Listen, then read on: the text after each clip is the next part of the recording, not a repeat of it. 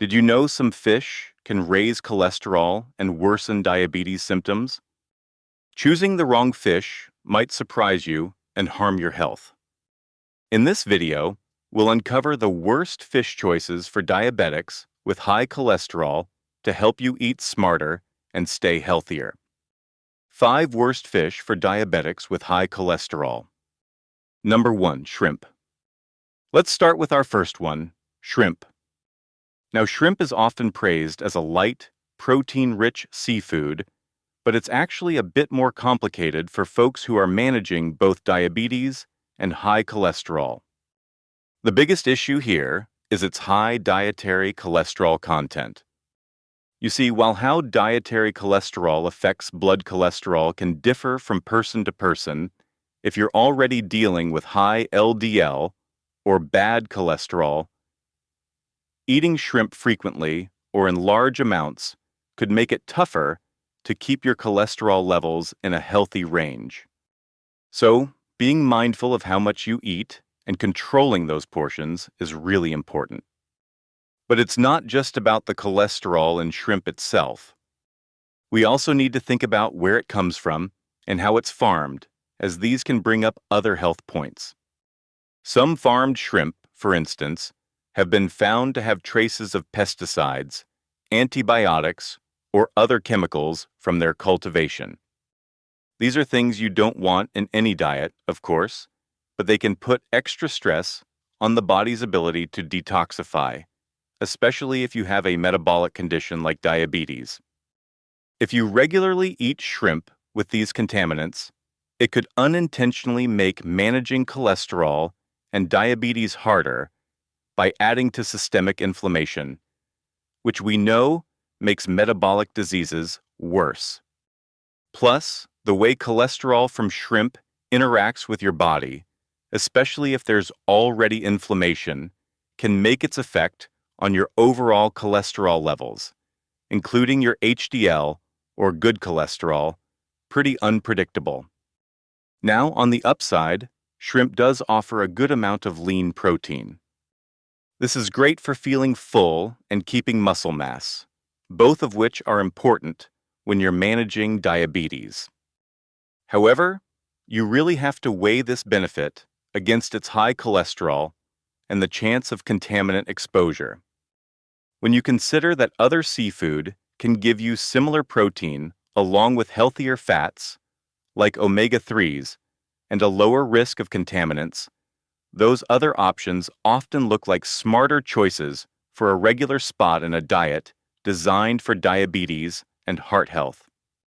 So, considering all these different concerns, experts usually recommend that if you have diabetes and high cholesterol, it's best to limit how much shrimp you eat. This doesn't mean you have to cut it out completely if you enjoy it, but it should probably be more of an occasional treat instead of something you eat all the time. It's a much better strategy for your long-term heart health and managing these conditions to focus on other types of fish. Think about those rich in good omega-3 fatty acids, lower in cholesterol, and less likely to be contaminated, like salmon or sardines. Number 2, eel. Moving on to our second fish to be cautious about, eel. Eel is considered a delicacy in some cuisines. You might know it from Japanese dishes like unagi. However, if you're dealing with diabetes and high cholesterol, you'll want to be pretty careful with eel. One of the main reasons is that eel tends to accumulate high levels of contaminants from its environment. Because it lives at the bottom of the water and often lives for a long time, it can concentrate things like polychlorinated biphenyls, or PCBs, and mercury in its fatty tissues. Eating these toxins can be a real health risk, especially if the eel comes from polluted waters or isn't cooked properly. The contaminants like PCBs found in eel are especially worrying for anyone managing diabetes. Research has linked these pollutants to increased body-wide inflammation and a higher chance of developing or worsening type 2 diabetes. Since ongoing inflammation is a big factor in how diabetic complications, like heart disease, progress, eating foods that can make this inflammation worse, just doesn't make sense. A key part of managing diabetes is trying to reduce things that trigger inflammation, which makes fish like eel, with its high contaminant levels, not such a great option. And there's more to consider with eel. There are also sustainability issues and broader safety concerns. Many wild eel populations are overfished and endangered, so eating them is an ecological problem. While farmed eel is available, it often has its own set of problems. In some places, eel farming isn't well regulated, which could mean antibiotics are used, or they're farmed in conditions that don't ensure they're free from contaminants. This lack of strict control means the quality and safety of eel can really vary, adding another risk for those of us who need to be extra careful about what we eat. So, when you take all of this into account, the high risk of contaminants like PCBs and mercury, the connection to increased inflammation and diabetes risk, and the sustainability problems, eel is generally not recommended for regular eating if you have diabetes and high cholesterol. The potential health problems from toxins and the negative impact on managing chronic diseases really outweigh any nutritional benefits eel might have. There are much safer, cleaner fish choices out there that give you protein and good fats without these significant downsides, making them a much better fit for a health-conscious diet. Number 3, tilapia. All right, let's talk about our third fish, tilapia. Tilapia has become super popular all over the world, mainly because it has a mild taste, it's affordable, and it's easy to cook. But if you're trying to eat the best diet for managing diabetes and high cholesterol, tilapia might not be your top pick. The main reason comes down to its fatty acid makeup. You see, unlike fatty fish like salmon or mackerel, which are praised for being packed with beneficial omega-3 fatty acids, tilapia has pretty low amounts of these heart-healthy fats. And what's more important is that tilapia usually has a much higher amount of omega-6 fatty acids compared to its omega-3s. Now, this imbalance between omega-6 and omega-3 fatty acids is a big concern. While we do need omega-6 fatty acids for our health, getting too much, especially if it's not balanced out by enough omega-3s, can actually encourage inflammation in the body. For anyone with diabetes, chronic inflammation is a major problem because it can make insulin resistance worse and lead to diabetes-related complications, including heart disease. So, if your diet accidentally promotes inflammation because of an imbalance in fatty acids, it can really undermine your efforts to manage diabetes. Also, the way a lot of commercially available tilapia is farmed can bring up some nutritional red flags. Tilapia is often raised in very intensive farming systems and fed diets that aren't what they'd eat naturally. Often, it's things like corn or soy-based pellets. This can affect the fish's fatty acid profile, meaning lower omega-3s and possibly more of the less healthy fats. Depending on the farming practices and regulations, there can also be worries about antibiotic use and potential exposure to other contaminants in some large tilapia farms.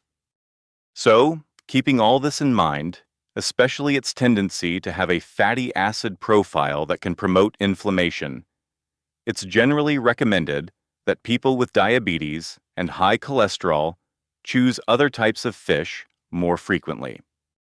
While tilapia does offer lean protein, focusing on fish that have a better balance of omega-3 to omega-6 fats, like salmon, sardines, or trout, will give you much better cardiovascular and anti-inflammatory benefits. Making smart choices about the fish you eat is really vital for supporting your overall health when you're managing these particular conditions. Number 4, certain tuna varieties. Next up, let's discuss certain tuna varieties. Tuna is a very popular fish around the world, eaten a lot for its protein and sometimes for its omega-3 fatty acids. However, it's really important to understand that not all tuna is created equal.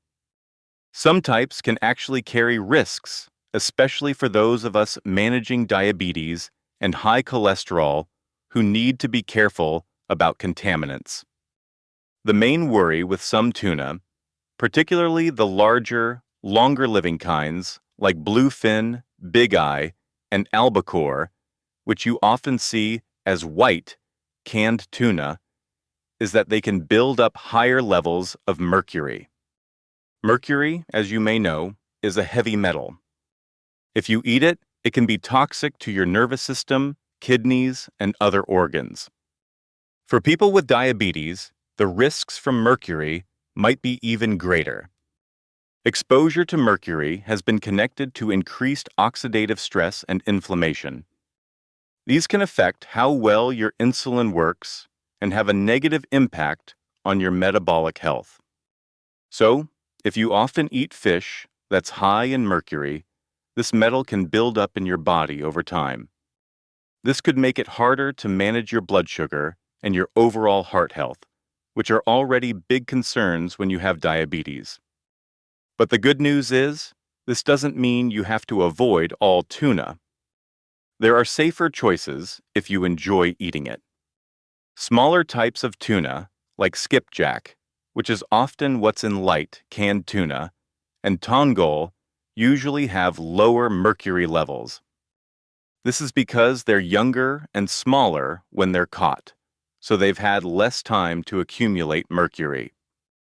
When you're buying canned tuna, choosing light tuna instead of white, albacore, can make a big difference in how much mercury you consume. It's also a good idea to limit how much tuna you eat overall, even the lower mercury kinds, to just a few servings a week, just to be on the safe side.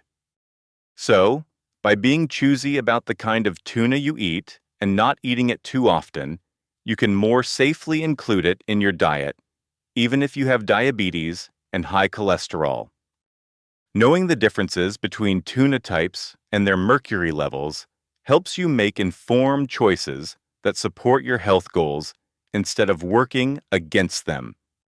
A couple of key strategies here are to prioritize smaller fish and to eat a variety of different seafood. This can really help minimize any potential risks from contaminants. Number 5, fried fish. And finally, let's talk about fried fish. You know, one of the easiest ways for a healthy food to turn unhealthy is all in how it's prepared, and this is especially true for fish. Any kind of fish, even the ones that are naturally low in cholesterol and packed with good omega-3s, like salmon or mackerel, can quickly become an unhealthy option if it's battered and deep fried. This cooking method completely changes the fish's nutritional value, mainly by adding a lot of unhealthy fats and often a whole lot more calories. Think about the oils used for deep frying, especially in restaurants or in commercially prepared fried fish. They're often high in saturated fats or can even contain harmful trans fats. Trans fats are really bad news because they're known to raise your LDL, or bad cholesterol, and at the same time, lower your HDL, or good cholesterol. That combination significantly boosts your risk of heart disease. Saturated fats also push up that LDL cholesterol. For anyone with diabetes who already has a higher risk for heart problems, eating foods loaded with these fats can make those health risks even worse. Plus, the high heat from deep frying can create something called advanced glycation end products, or AGEs. These are compounds linked to more oxidative stress and inflammation, which can worsen diabetic complications. The effect that fried fish has on your cholesterol levels and inflammation is a really big deal. When your body absorbs those frying oils, it directly leads to an increase in LDL cholesterol and can encourage plaque to build up in your arteries. The inflammation caused by trans fats and certain processed oils can also make insulin resistance worse, which makes it harder for diabetics to control their blood sugar. So, that seemingly quick and easy meal of fish and chips can actually work against all your efforts to manage both your cholesterol and diabetes. But here's some good news. There are so many delicious and heart-healthy ways to cook fish that don't involve deep frying. Think about baking, grilling, broiling, steaming, or poaching. These methods let you enjoy the natural flavors and all the nutritional goodness of fish without adding unhealthy fats or creating those harmful compounds. They also help keep those delicate omega-3 fatty acids intact and keep the calorie count reasonable. This way, fish can be a truly helpful part of a diet aimed at managing diabetes and high cholesterol. Understanding the link between fish, diabetes, and cholesterol. So, let's delve a bit into understanding the link between fish, diabetes, and cholesterol.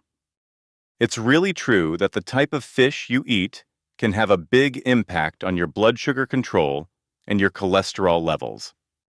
Fish that are rich in omega-3 fatty acids, like EPA and DHA, are usually a good choice. They can help lower triglycerides and reduce inflammation. On the flip side, fish that are high in contaminants or cooked in unhealthy ways can cancel out these benefits. This just goes to show how important it is to choose your fish wisely. Healthier fish alternatives? Now let's talk about some healthier fish alternatives. When you're managing diabetes and high cholesterol, picking the right fish is absolutely crucial. There are some excellent options out there that can really support your heart health and blood sugar. You'll want to prioritize fatty fish that are high in those beneficial omega-3s. Think about salmon, especially wild-caught, sardines, Atlantic mackerel, herring, and rainbow trout.